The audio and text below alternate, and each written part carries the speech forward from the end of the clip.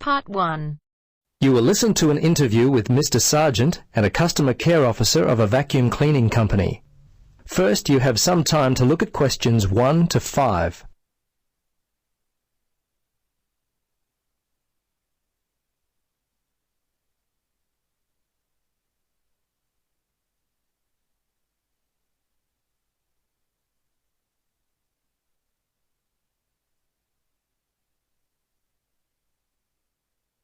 Now, listen carefully and answer questions 1 to 5.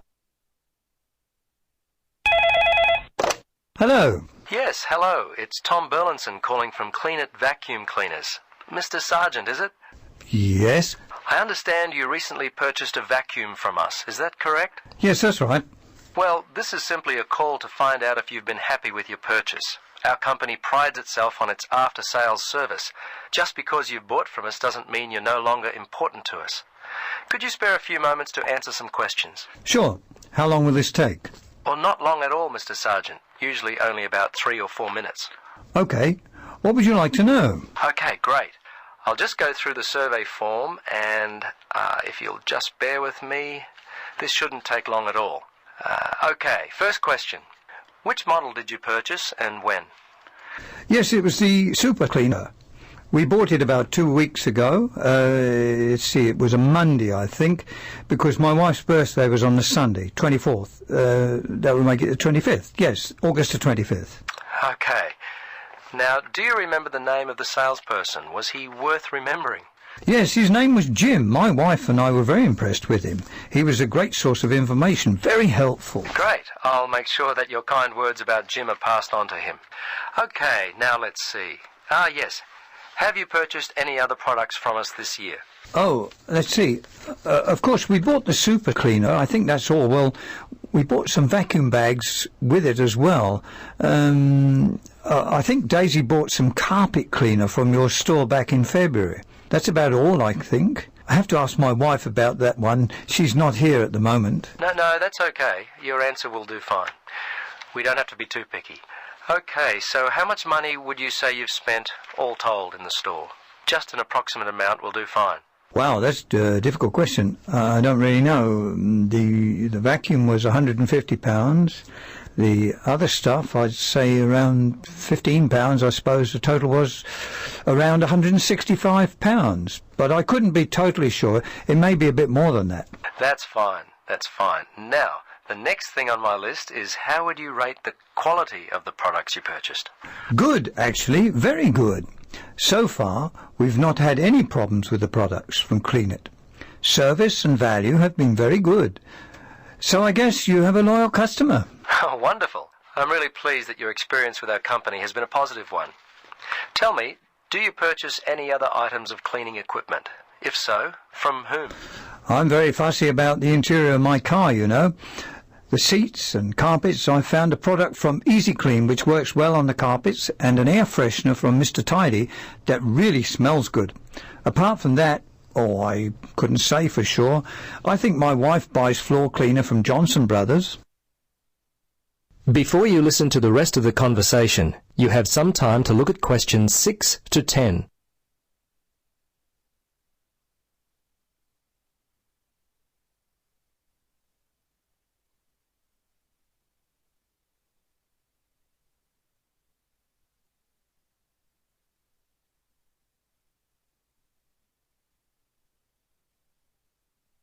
Now listen and answer questions 6 to 10.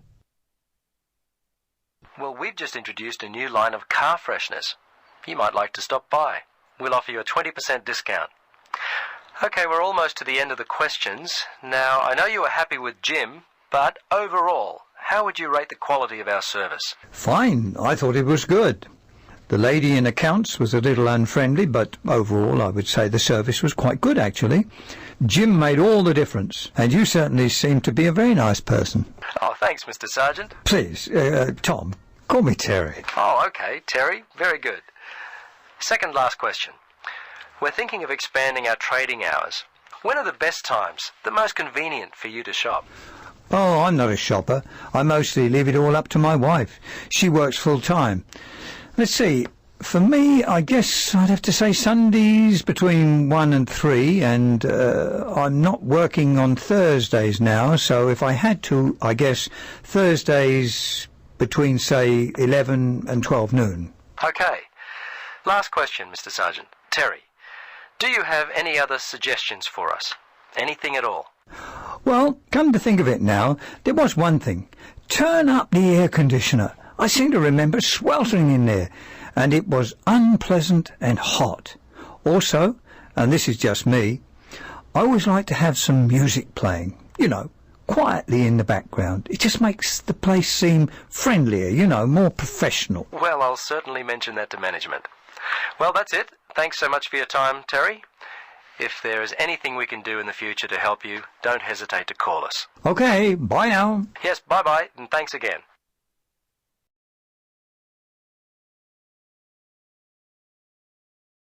That is the end of part 1.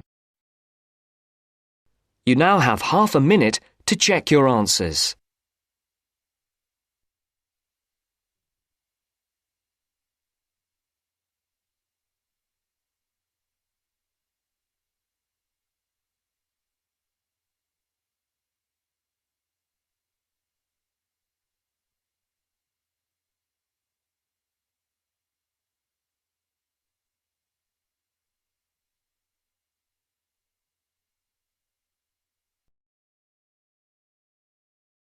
Now turns to part 2.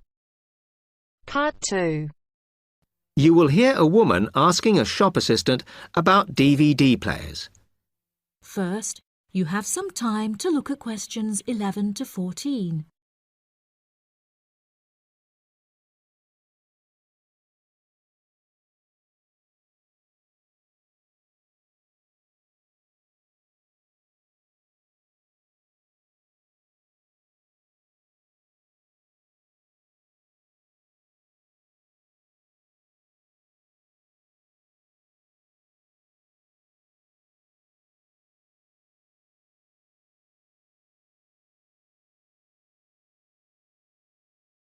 Now listen carefully and answer questions 11 to 14.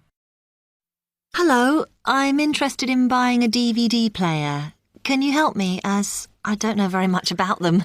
Of course. We sell quite a range.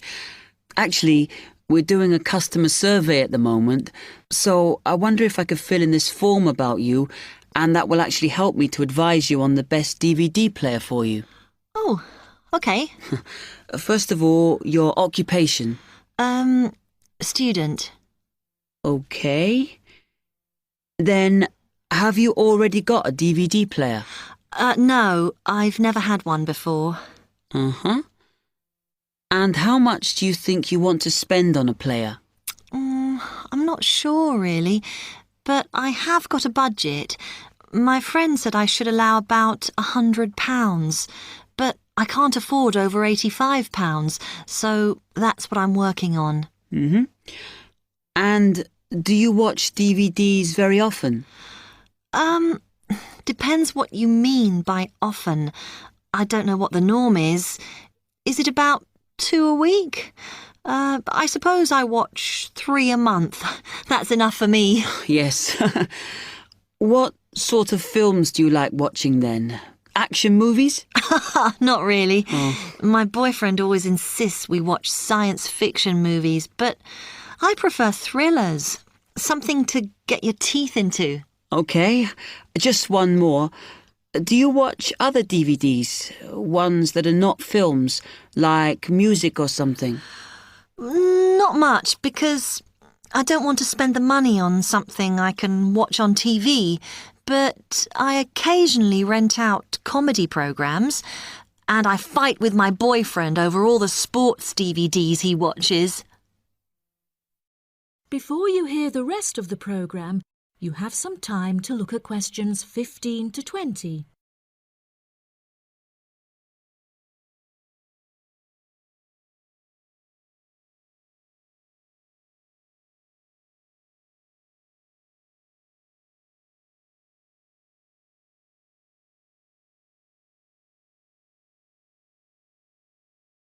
Now listen and answer questions 15 to 20. OK, let me explain a bit to you about the DVD players that are in your price range. First, there's the DB30, which has only got basic features, but it is a bargain at £69. Now, all the DVDs come with an after-sales service that starts when the guarantee runs out. As it's so cheap, the DB30 comes with a limited after-sales service, as it only includes parts. You would have to pay for most of the repair. Seems okay. Then, a slight grade up from that is the XL643. This comes with an additional feature in that it has an extra button allowing you to record. That's quite useful. Oh, yes. That would mean spending less on DVDs to watch. Yes, so you'd make the extra money back on it that it costs. Let me see how much it is. Yes, that one's actually reduced at the moment from £79 to £71.99. Oh. I think it's worth the extra myself. And is that the same level of after-sales service as the other one? Well, you get a bit more for your money because what we're offering is a discount on labour. So you don't pay the full price if you have to call an engineer out. I see. Then the last one is this Tri-X24. It's a very good player, and you can use it to listen to your CDs as well as watch DVDs. It looks nice, but I bet it's expensive. No, it's not top of the range. Let's see. Yes, it's £94. But what you have to remember is that that includes insurance, so you don't have to pay extra for that. And it comes with a guarantee that's valid for 3 years, as opposed to the usual one. What do you think? Maybe.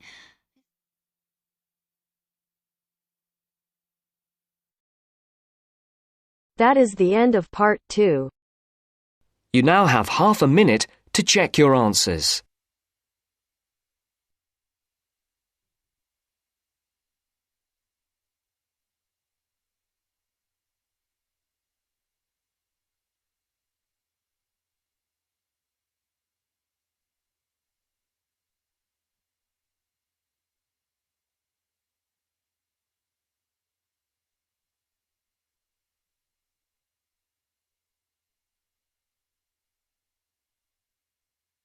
Now turns to part 3.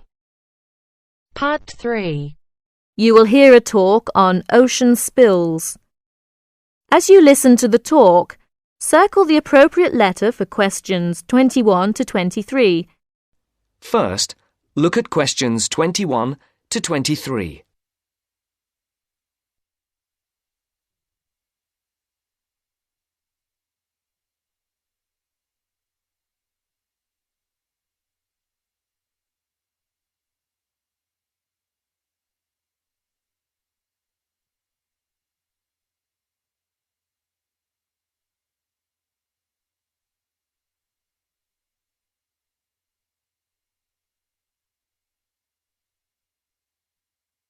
As you listen, answer the questions. Good morning, everyone. Today, I'll talk about unusual ocean spills that have occurred in the world's oceans. In November of 1992, people at beaches in Canada and Alaska noticed something strange. Blue turtles, red beavers, green frogs, and yellow ducks came bobbing toward them. They soon found out where the strange creatures were coming from. A ship from Hong Kong was on its way to Tacoma, Washington, when it was hit by a severe storm in the middle of the Pacific Ocean. During the storm, huge waves washed 12 containers overboard. Inside the containers were 29,000 plastic bath toys. One of the containers opened, and thousands of plastic bath toys spilled out and began to float across the Pacific Ocean. 10 months later, the first yellow ducks arrived on the North American shore. Beachcombers along the shore began to find the toys and reported them to local newspapers. But the people who were most excited by the plastic toys were the oceanographers. It gave them an opportunity to study ocean currents and winds. Before the conversation continues, look at questions 24 to 30.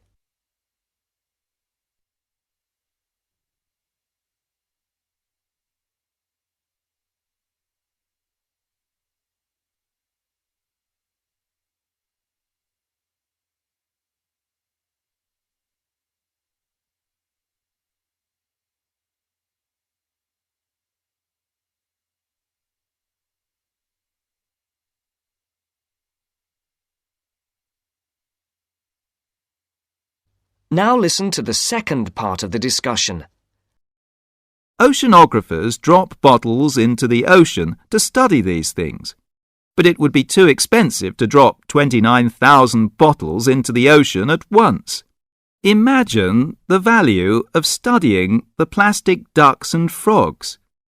This gave some interesting information to the oceanographers. The first toys were picked up in Sitka, Alaska, 10 months after they were washed off the ship. Some headed back into the North Pacific, while others drifted around the Arctic Ocean and headed for the North Atlantic. Many of the toys were swept northeast by the wind and were frozen in the ice of the Bering Sea. They're expected to cross the North Pole and float on down to the British Isles. This reminds me of another unusual ocean spill. In 1990, a ship travelling to the west coast of the United States from Korea was caught in a severe storm. The waves swept 21 containers of Nike shoes into the water. Scientists estimate that about 80,000 running, jogging and hiking shoes, 40,000 pairs of shoes, to you and me, hit the water at once. The shoes were for men, women and children. About 6 months later, people at beaches from Oregon to British Columbia began to find running shoes washed ashore. By the end of the year, Washington newspapers reported people finding hundreds of shoes. In Seattle, thousands of shoes floated to shore. Since the shoes were not attached, they arrived one at a time. The shoes were dirty, but after they were washed, they were still in good condition. People set up exchanges to find matches for their shoes. Oceanographers studied the information to learn more about the ocean. Some Nike shoes reached Hawaii, others went to the Philippines and Japan. According to the scientists, some of the shoes are on a trip around the world and should end up back in Washington and Oregon. Can you believe it? Many pairs of running shoes, as well as plastic ducks and frogs, are still on their ocean journey. So if you go to a beach anywhere in the world, don't be surprised if you see a green plastic frog or a woman's size 7 jogging shoe bobbing toward you. So keep your eyes out, so you may find free bath toys and even a new pair of shoes. Thank you for attending my lecture. That is the end of part 3. You now have half a minute to check your answers.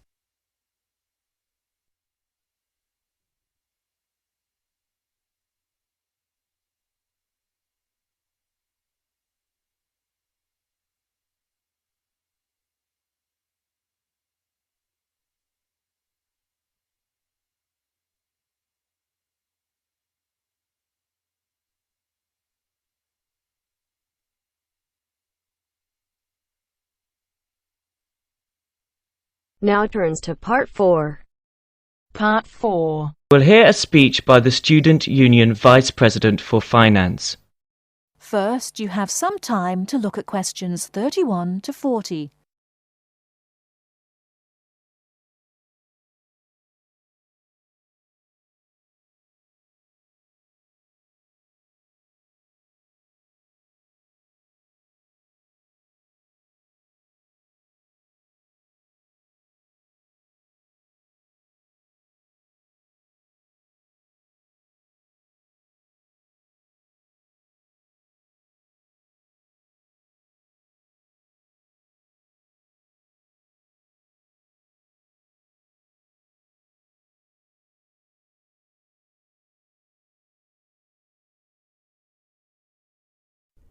Now listen carefully and answer questions 31 to 40. Now you will hear the speech. Hello, as VP Finance, my job is to oversee the spending of our grant to ensure that all areas of student union activity run efficiently and smoothly, without any financial headaches. I have a thoroughly efficient finance team, Ursula, Ella and Henrik. We are all here to help you as best as we can. Remember that even though I administer the union's finances, it is ultimately you who has the final say in expenditure policy, either directly, through the democratic process of the general meetings, or by voicing your opinions through the Executive Finance Committee.